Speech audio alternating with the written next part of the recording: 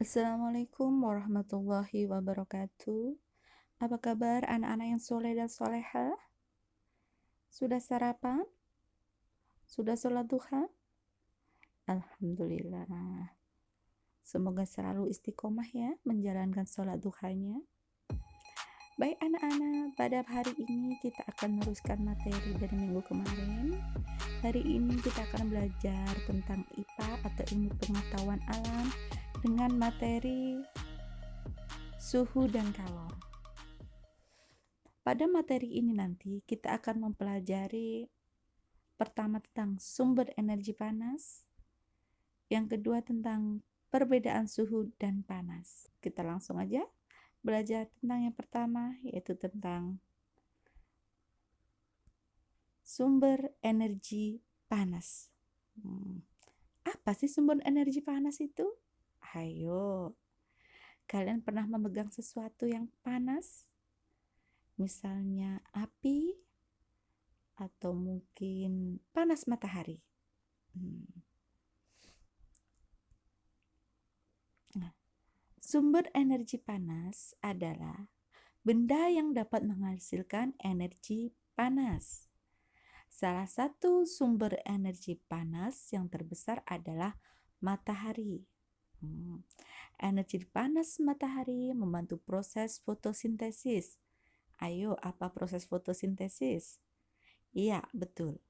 Fotosintesis yaitu proses pembuatan makanan pada tumbuhan. Makanan yang dihasilkan dari proses fotosintesis menjadi sumber energi bagi makhluk hidup lainnya, termasuk manusia. Karena apa? Karena kita memakan tumbuhan juga. Sedangkan tumbuhan membutuhkan matahari untuk membantu proses fotosintesis. Tanpa fotosintesis, maka tumbuh-tumbuhan tidak bisa tumbuh, tanaman tidak bisa tumbuh, tidak bisa berkembang, tidak bisa besar. Pohon buah-buahan tidak dapat berbuah, bahkan bunga pun tidak dapat berbunga kalau tidak ada mataharinya, karena tidak menghasilkan fotosintesis dalam pohonnya.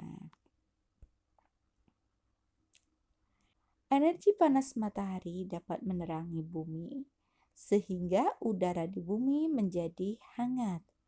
Energi panas matahari dapat dimanfaatkan dalam berbagai kegiatan manusia. Contohnya apa saja? Contohnya untuk mengeringkan padi setelah dipanen. Bayangkan kalau tidak ada panas matahari, sedangkan Pak Tani musimnya panen padi. Kira-kira bisa kering apa tidak padi-padi Mbak Tani? Pasti tidak bisa kering. Jika padi Pak Tani tidak bisa kering, maka tidak akan menghasilkan gabah. Di mana gabah ini adalah biji padi yang sebelum jadi beras, sebelum digiling. Selain itu apa? Contohnya lagi manfaat energi matahari bagi kegiatan manusia untuk mengeringkan garam. Dari mana asalnya garam? Garam ada air laut yang dialirkan ke darat, lalu dijemur sehingga menghasilkan butiran kristal garam. Apalagi manfaat matahari? Untuk mengeringkan pakaian yang basah. Bayangkan saja jika tidak ada matahari dan kita habis mencuci pakaian. Kira-kira bisa kering apa tidak pakaian kita? Pasti akan membutuhkan waktu yang lebih lama dalam mengeringkan pakaian apabila tidak ada sinar matahari. Nah, ayo sekarang kita coba. Yang pertama, gosokkan kedua tanganmu selama 1 menit. Apa yang kamu rasakan? Ayo kita gosok. Gosok tangan kalian antara telapak tangan kanan dengan telapak tangan kiri selama 1 menit. Apa yang kalian rasakan? Pasti akan terasa lebih panas telapak tangan kita. Lagi, ayo kita percobaan kedua. Ambillah penggaris plastik, kemudian gosok-gosokkanlah pada kain yang kering selama 2 menit.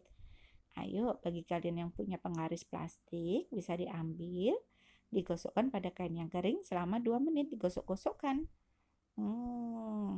Setelah digosok-gosokkan selama 2 menit, Lalu sentuhlah permukaan penggaris tersebut. Apa yang kamu rasakan? Ayo, apa yang kalian rasakan?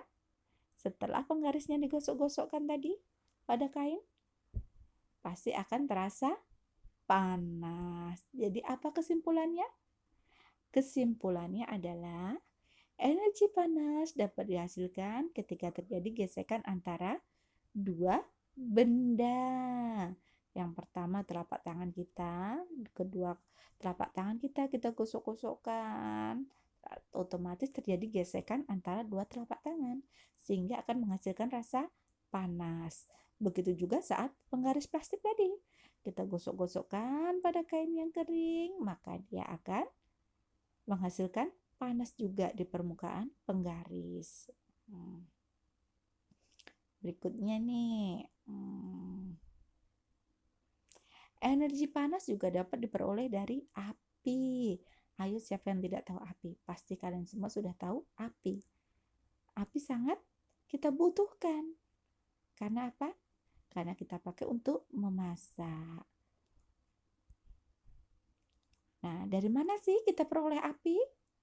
Pada zaman dahulu, orang mendapatkan api dengan cara menggosokkan dua buah batu yang kering sampai keluar percikan api. Juga dengan cara menggunakan kayu kering yang digosok-gosokkan dengan tanah yang kering sampai keluar api. Bayangkan orang zaman dulu harus cari batu yang kering, digosok-gosokkan, dipukul-pukulkan sampai keluar percikan apinya. Agar bisa apa? Agar bisa dipakai buat memasak atau buat membuat api unggun untuk menghangatkan diri. Itu pada zaman dahulu. Lalu bagaimana dengan zaman sekarang? Nah, pada zaman sekarang api dapat dihasilkan oleh korek api dan kompor. Mudah kan pada zaman sekarang untuk mendapatkan api?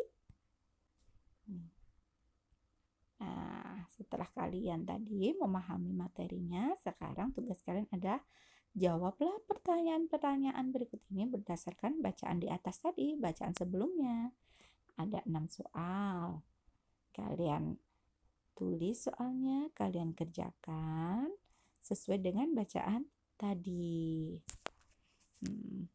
Paham anak-anak?